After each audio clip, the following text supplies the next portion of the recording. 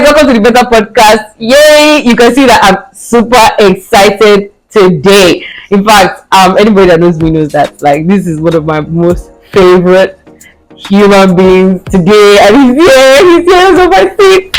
Right?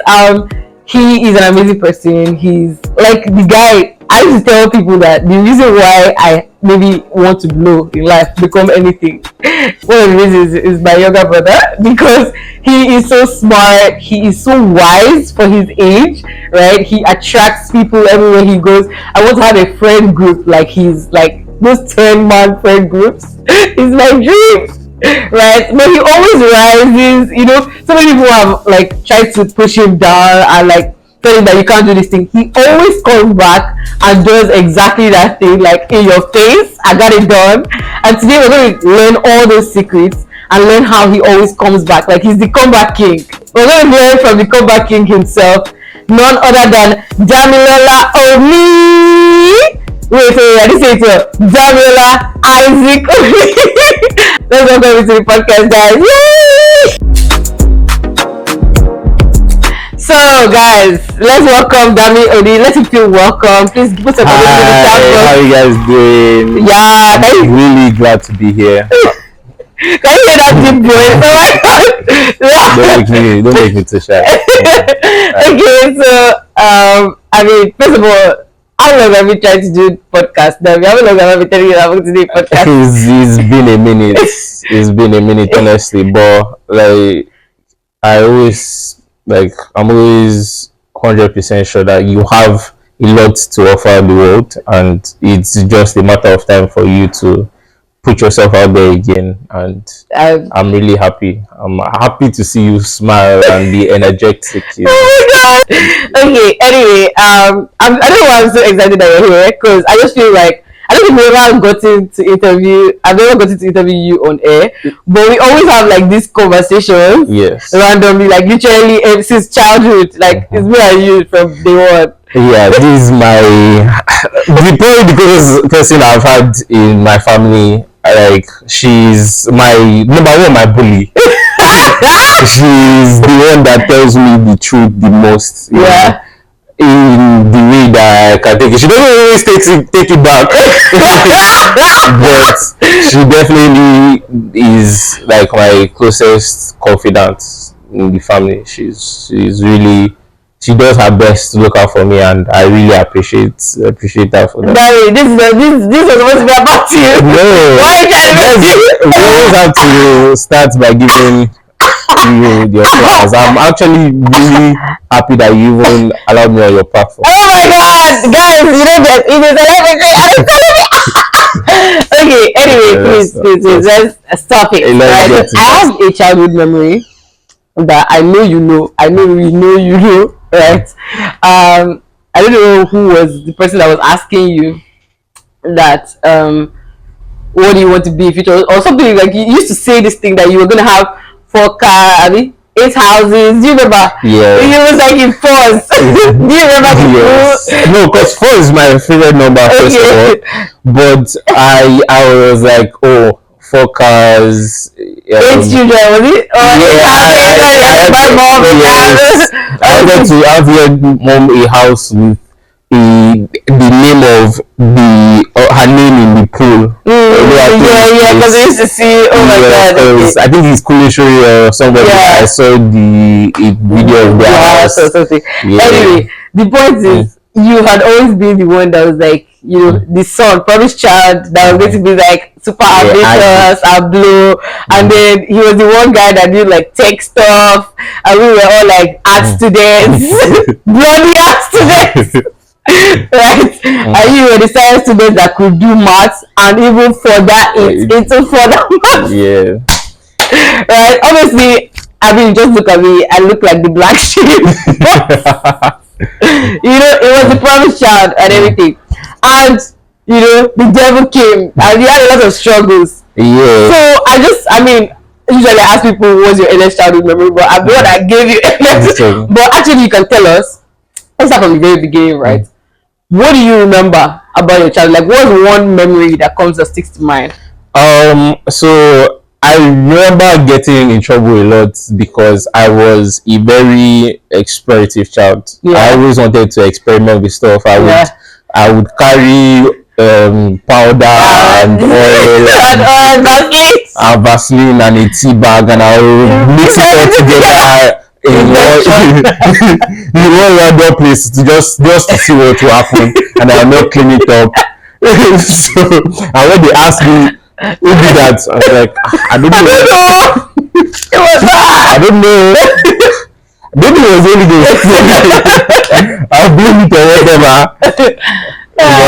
But it was all because I knew that there's a lot in your hand if you reach out. So if you keep on exploring, if you keep on exposing yourself to different things, you would eventually gain knowledge. I learned from those experiences, positively or negatively. How I did it was not the best. Definitely, I needed guidance because I was younger. But there were a lot of things that I did learn from those experiences when I was younger. Right. I mean, Michael, like our older sister, was like, you know how older sisters have to be, like you're responsible, lots of beating, more beating in your time. You know, I was like a good teacher. I never wanted to get in trouble, right? Even though, I mean, when I finally right? But actually, you're just thinking about it. You're actually the one that actually explored. So it's because I learned some dangerous notions when I was younger. Some very dangerous notions. I always, when I talk to people, I'm in some ways I'm a warning warning sign of things not to do. Like, I had this notion when I was younger that it's easier to ask for forgiveness than permission. So that is a very dangerous notion. I advise you, don't do it. But like, don't try this at home, folks. But it also had its little good sides as well, to make you learn a lot of things, give you an ability to not wait for people's permission to try out some things, even like, because sometimes you don't need permission. There are some things that you need to be able to just take self-start. But if you are always waiting for permission, you can't do anything without getting the go ahead. You are just not going to do entrepreneurship. Yes, definitely. Okay, so I mean, going down the line of that, right? Let's talk about school. Let's talk about secondary school. I'm talking about primary school, secondary school. What was your philosophy at that time? Like, how was it for you struggling through like classes, and how did you end up being the science student in that family? Okay, so first of all, I've always been intrigued by gadgets. Okay. When I was younger, one of the things I wanted to be was an inventor. I wanted to create something new, because like there's a saying that there's nothing new under the sun. But I always had the feeling that even though there's nothing new under the sun, there is a version of something that has not been seen before. So because everybody has their unique lived experience. So even if everybody has a general experience, you have something that is unique to you. You have a way that you see something that nobody else sees. Even though we've lived in the same house, we're so different. We both went completely different ways. Directions. So I felt that, okay, with that lived experience as a young black Nigerian pastor's son, with a flair for science, there is something that I can bring to this world that is going to be a necessity. So, and I still have a strong belief in that till today. He said it here first, so that when it blows, and he said it doesn't know me. No. Okay. So I think that if that is very important, and that is something that is worth developing. Okay, so I mean that's probably then what community. I mean, you knowing that you're a science. I mean, knowing that you're a science student or not a science student is literally based on if you know maths or you don't know maths. My question, sir, how do you know maths? So math is so there are two sides of a coin for math, and a lot of things is interest and repetition. Okay. So math, okay. When it came to other things like the social sciences and the arts, literature, read book. Yes, you had to have the interest in the book, and our Nigerian school system had a flaw. You had to see things through the eyes of the teacher. Yeah. Which I didn't like. Because the teachers yes, which I didn't like, which I still struggle with till today. Yeah. It's not a particularly positive thing because definitely you have to see things through other people's perspectives as well. But with math, with the sciences, one way to the other side. There are laws, there are theories that have been proven over time, experiments that they would never fail you. They are subject to change, they are subject to being updated, but there's Hooke's law is always going to be Hooke's law. Can I ask one question? How are you using Pythagoras theorem in your life right now? Okay. Personally, personally, answer this question. No. Personally, I don't use Pythagoras theorem as much. Yes, but you cannot say that to any form of engineer. Leave this. You cannot leave this. No, it has his in your daily life. Okay. So let me Pythagoras theorem is not Pythagoras theorem in particular, but statistics. Now, statistics is a staple of math and further math. Statistics is important in everything that you are doing. Can you guys hear about statistics? What statistic? What are you saying? So let's talk about the most important statistic to you. That's risk. So there is risk in putting yourself out there. There's risk in walking out this door. There's risk in working. There's risk in when you have your child. There's risk in how much you invest in everything. So risk assessment is one of the number one uses of statistics. It's okay. And it's okay. It's important for everybody. We've heard you. Yes. He has won, Abby. No problem. No problem. It's not about winning loss. It's about imparting. Whether we invite you back on this podcast is yet to be known. Right? Okay. But that's amazing because I mean, see how passionate it goes when we're talking about science. I'm like, I don't want to be here. I don't want to know. Right? Because I still don't understand why math exists. Okay. But apart from that, I mean, you've known that you had a knack for even figuring things out. I think that's kind of like the general curiosity that you need to be a mathematician, which is figuring things out. Because you say there's a law, but this law is not known to man and God. You understand me? I can read a book and I get, you just analyze and you get like, oh, this guy is trying to say, it's emotive, it's usually more emotional in that art side of things. But from the, I guess, science side of things is more logical. It's more, this leads to the, but what if 1 + 1 is not 2? What if it is 22?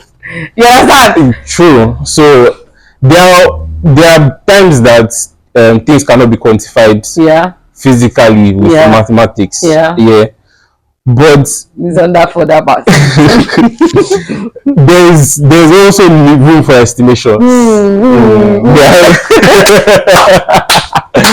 can't quantify directly. There's always room for estimation. In our side, they call it metaphysics. It's what they call madness. Out of this one. Anywho, but I just wanted to poke into all the science students in this world. God is watching you. Right? But so looking back now, we're going back to overcoming challenges, right? I know that you've probably been through it. I mean, we've been through a lot, right? Together, collectively. But also, speaking to you, right? promised child. There was so much expectation as the son, the only Yeah, son, only son. what they wanted to be, and then all the promises that you mistakenly made in childhood to say, where is your 10 houses, brother? Where is your 40 cars? You understand? So, like a young, what do you call yourself? Young Nigerian, black male, science student. Those are the time, and we can start with school, but we can move. You can not start. You don't have to start school. Those are the time that you finally, because I think in this young age, there's a bit where we now start to recognize ourselves, like to say, who am I? What do I? Yeah. There was a time that all these things now seem to commit to either be true or not true. Do you understand? Like your curiosity failed you. Your wanting to be. You understand? Okay. So I would pick on two particular instances. Yeah. So first, I would say it's wrapped up around December 2019. So dates and everything, guys. Can you say science student? Continue. This is something that I probably haven't even told you. That was probably one of my mentally darkest moments. I ended the relationship that I thought I was going to be in for a long time. Nothing like breakfast to change again. I wasn't doing. That was the first time I ever got an F in school. At home, the house didn't feel homely, and it was not easy for me to reconcile it because it was not what I was used to.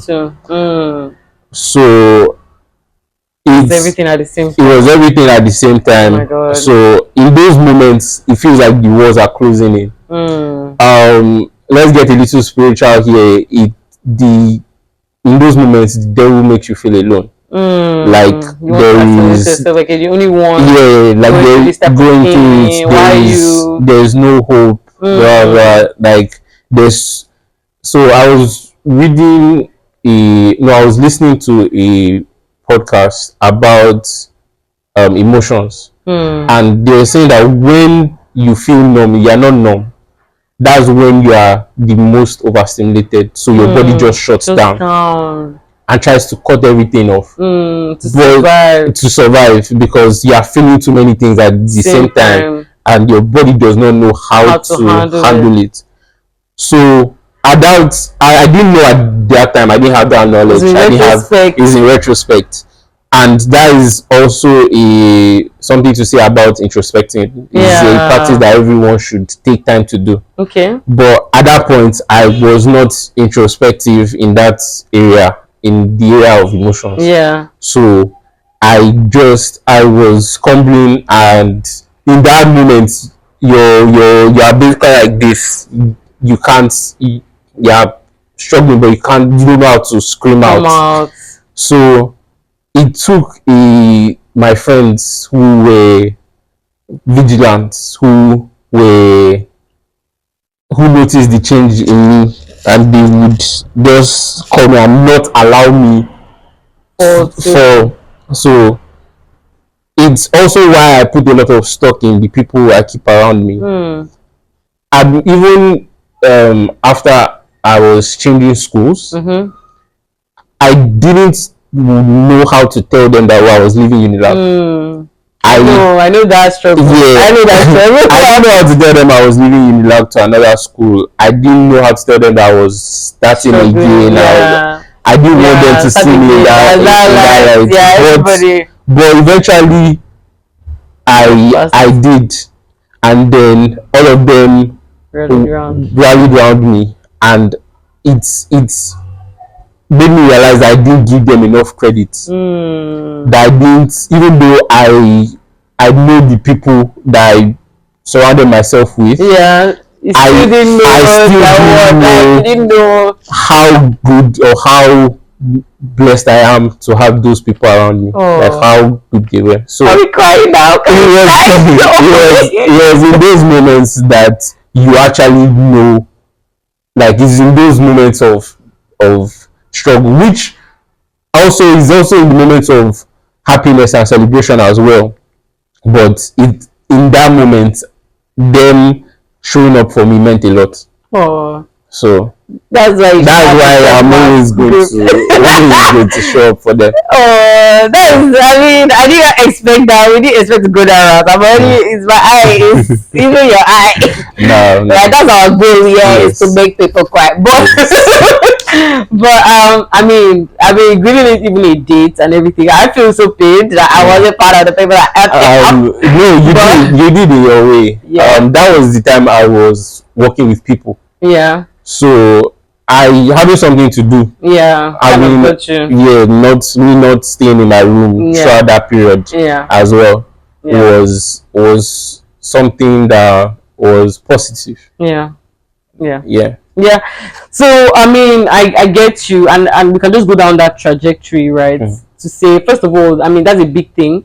Lucky you had good relationships. Some people commit suicide from there. You know, some people like go down the spiral. Because like I said, you start to crave like the numbness, the quiet. Yeah. So what's the ultimate quiet? Oh my god! Right? A little bad joke, sorry. Exactly. So yeah, and I am very grateful that, you know, even if it was literally anybody on the street to help, because I feel like that's something I'm very passionate about, like people not getting there, or when they are there, having people that can get them out of there, because it made me more sensitive to the people around me. Yeah, I can give you an example if you'd like. Go ahead. So last year, one of my friends that I met in my new school, I've always known that he gambles. Okay. And I've always been advising him, stop gambling. But like, he bought a laptop of gambling, he bought his new phone of gambling. Like, he has made a lot of money off gambling. Of course, until the paper. Yeah. So I just noticed that he stopped when they mention football matches. He won't say that, oh, I bet on this, oh, I bet on that. It happened 1 week, 2 weeks. Then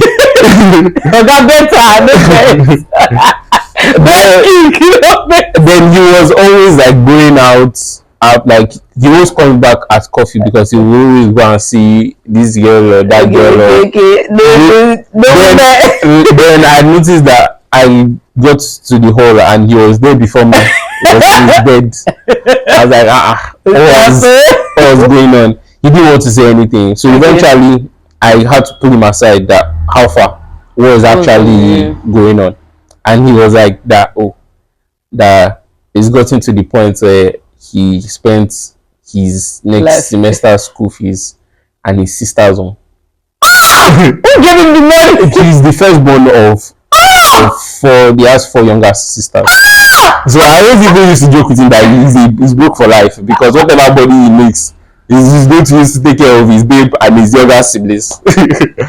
So definitely, the reason why he's even doing it, part of it was because of all of the pressure that is on him. But like, that's happening as well. Like, he was already ready to jump. Like, he had already gone as far as considering it. Oh my god. So like that day, I got him to delete all of his apps. Got him to, like, there's a way for them to tell them to block your number, so that you can't go back. So you can't go back.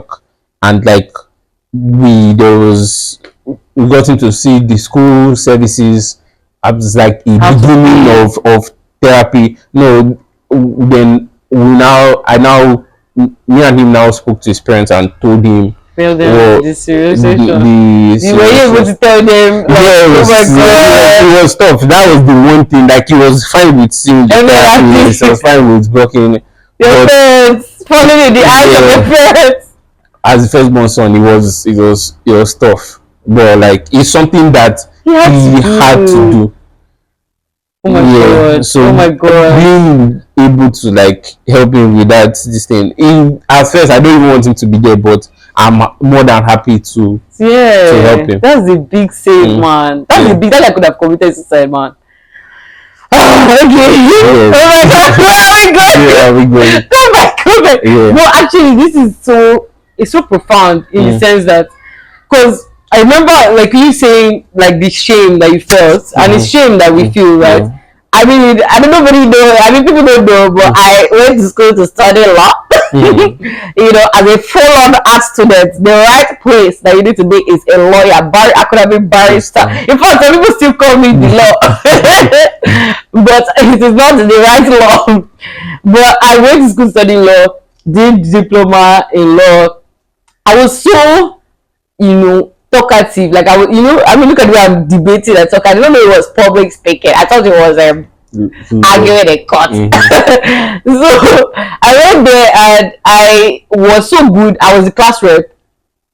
Not only was I the class rep, during the exam, I mean during end of year, whatever, they were like most likely to succeed at law. I was, you know, number one, you know. Yeah. Then I gave people my notes. The guy that I gave my notes that I made during the exam, that guy came out with first class. As in, he passed law on 5 points. And I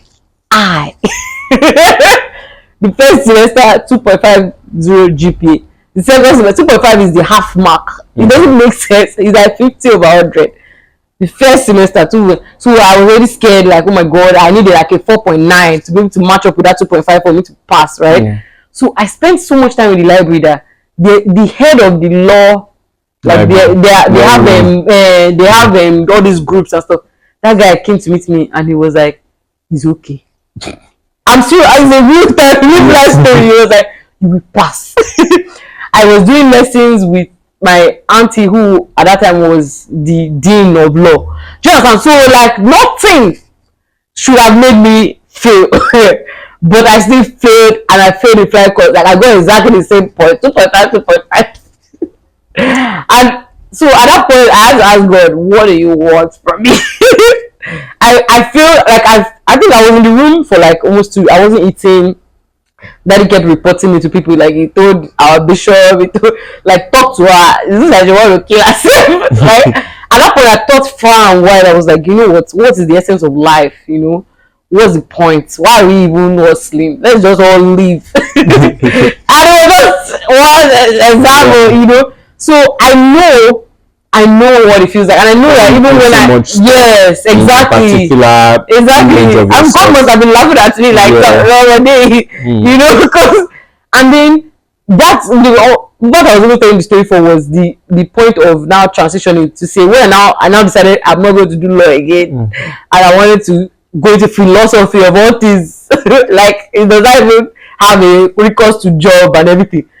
I was going to take philosophy. So even when somebody asks me that, oh, you're not studying law again, you know, if you say you're not studying law, you're studying international relations or something, it will be great. But that's it, I'm not studying law, I'm studying philosophy. What is that? What is that? So I couldn't even say anything. So people call me the law and say, yeah, it's the law more, because I can't tell you that I've gone back in life. That's what I thought at that time. So I know what it's like. And we're going to talk about that. So you now, of course, you saying that thing that made you more sensitive to other people around you, such a big thing, like, because for like that literally can be a career path, as what I'm also saying, right? You understand? And also it's so funny, me interviewing Dad as well, to say that, you know, his knack for interpersonal relationships has also shown in that. Do you understand? Caring about like how other people have felt the way you felt. Definitely one of the biggest things I have learned from our father is building relationships. How important investing in people is. Yeah. No, because I do believe that there are some places that people can take you to that money can't. So do we have that on camera? Okay, right. So and I'm not investing in people just to get something back. Yeah. I'm doing it for the love of the game. Yeah. Because I believe that helping others is blesses your soul as well. Yeah. Just and like fulfilling. Yes, putting positive energy into the world. Yeah. This world is not as forgiving or as friendly as you like it to be. But if you are doing your part to put positive energy into the world, to help others, to just be kind, Being kind and considerate. It sounds like the bare minimum, but it goes a long way. Yeah. And definitely is something that is always on my mind. Yeah. So going back to the topic, which we have strayed from like 4 times. We're talking about overcoming struggles in life, right? And and the reason why this topic is so beautiful to watch, or a bit to say, like I'm telling you from the backstory. You know how like we watch like Marvel, Marvel heads, or like, and they like the setup for the villain. They always set up the villain like it was always good. Yeah, they're always the heroes of their own story. Yeah, exactly. Everybody has that storyline, and I feel like I'm even getting some gist that I did not know before as you speaking, right? So like, to me, the setup is Dam is the promised child, right? He's the boy that our parents don't know they wanted. Right? He's Isaac, like, you know what promised child means? Like, he's the one that will go before us and set a place. I'm giving everybody so we're waiting for like you to blow so that we can say we know him. You get, and it's this thing where the devil is like, you want to try me, you understand? And it always come out on top. Actually, it always come out on top. So, like, thinking about that struggle, we were living in the same house. I didn't know what you were going through. Do you understand? If honestly we did not have that whole moment of just say, want to try, even not for the strike, even we wouldn't even have known. So do you want to tell us that story, like how that whole period was for you, even the emotions that you probably were going through, and then like even coming out now when it's like all done, and then like what's the feeling like? So when I was younger, I had this thing about having no regrets. I always used to say in my mind, just do things, don't regret it. Whatever you do, just do it, don't regret it. And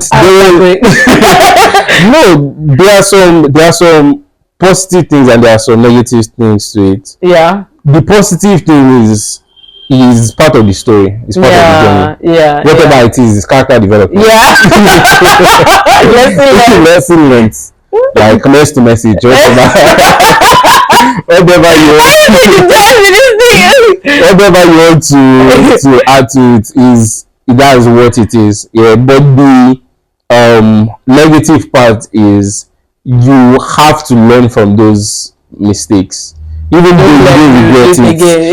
Even though you don't regret it, you have to make sure you don't do it again. So when I was trying to pick a school at the beginning, all I knew was that I didn't want to go to Covenant. I didn't have a particular affinity for Unilag.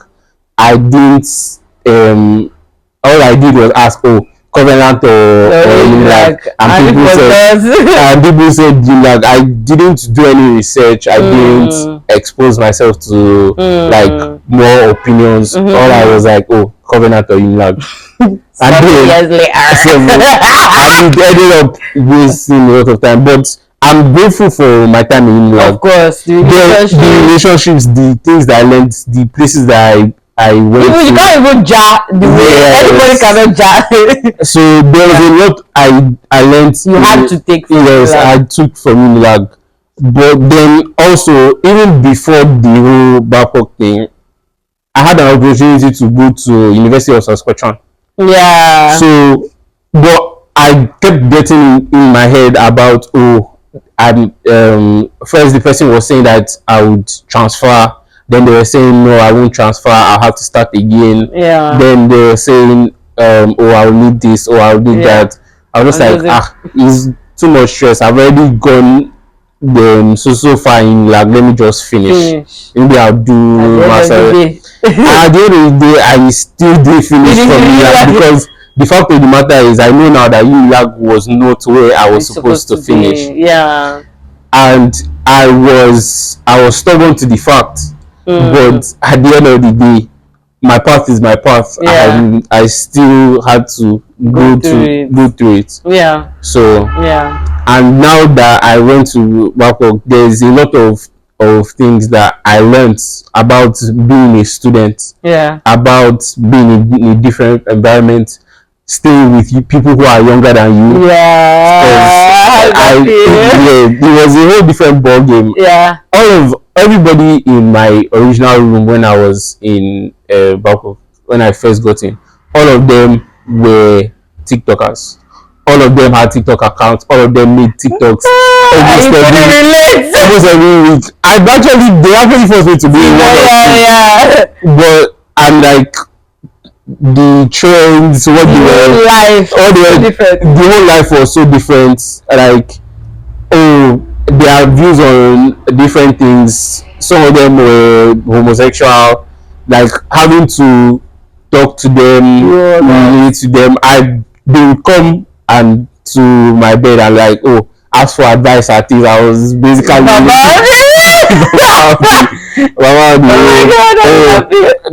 it was actually really fun. Yeah.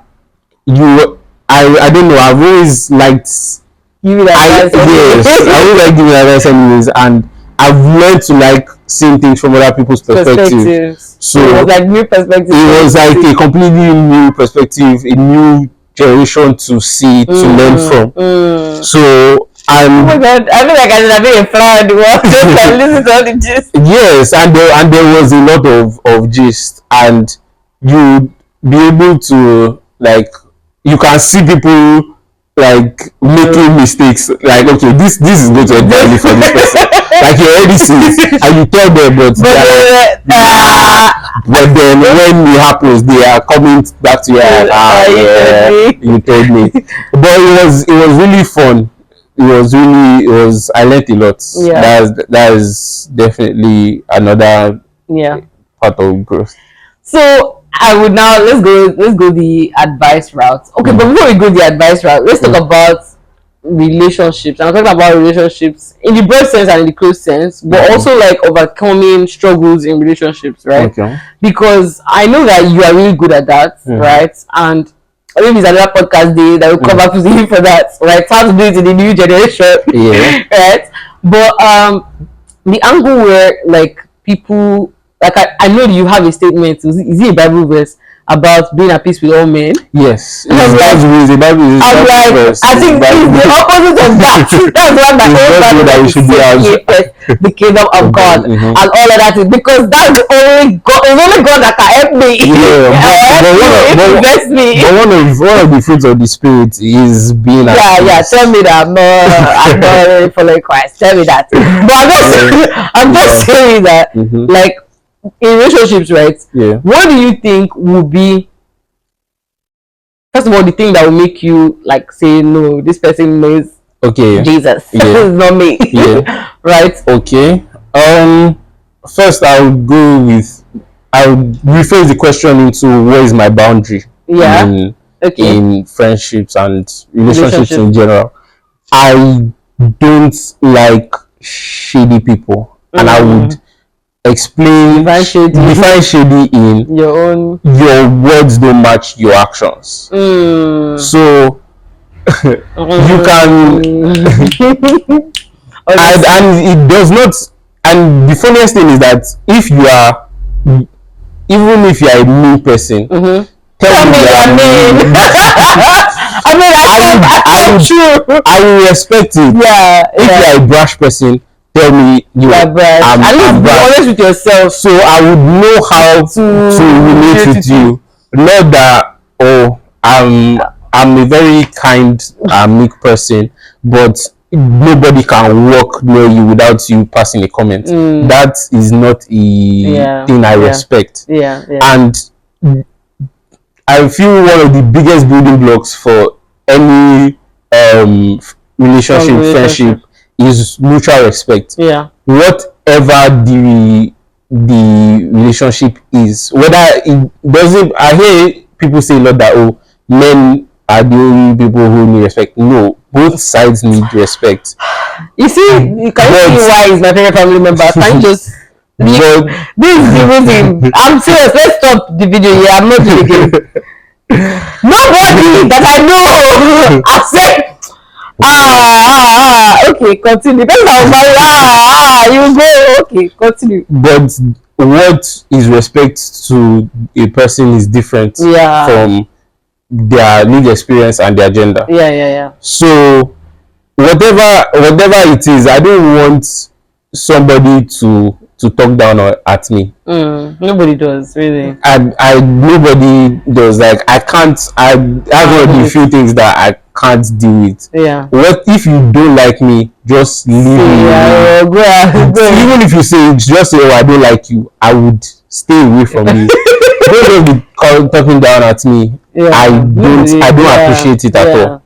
So respect, mutual respect is a building block of relationship. So definitely, if you are shady, that is very disrespectful to me. Yeah.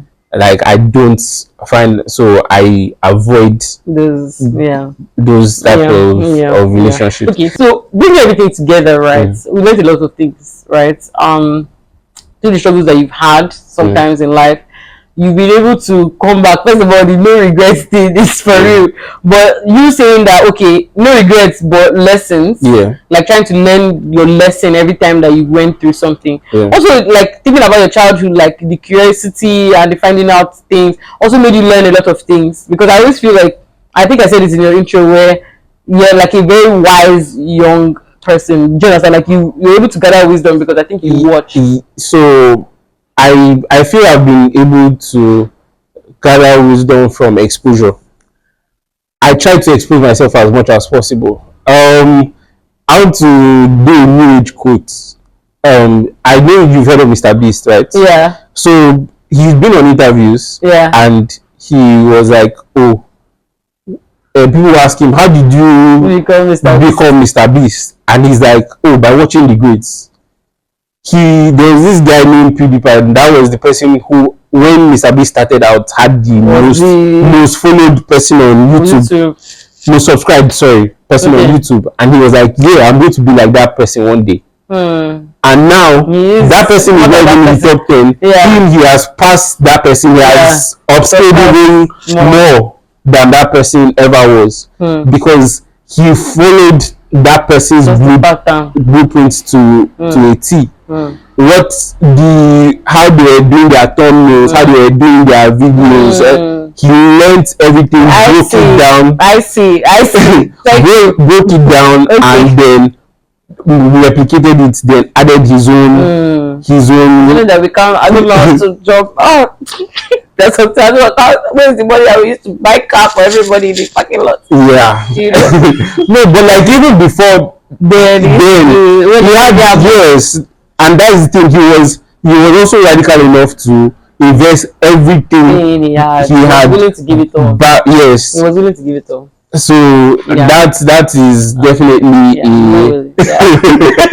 that is definitely a lesson. Yeah. Then there was another creator that was like, when you are watching videos, don't watch as a consumer, watch as a creator. If you want to be a creator. I did that. Yeah. So as you are see what are they doing? Yeah. Okay. I watched there's a 1 hour video. I watched to 30 minutes. Why did I stay till 30 minutes?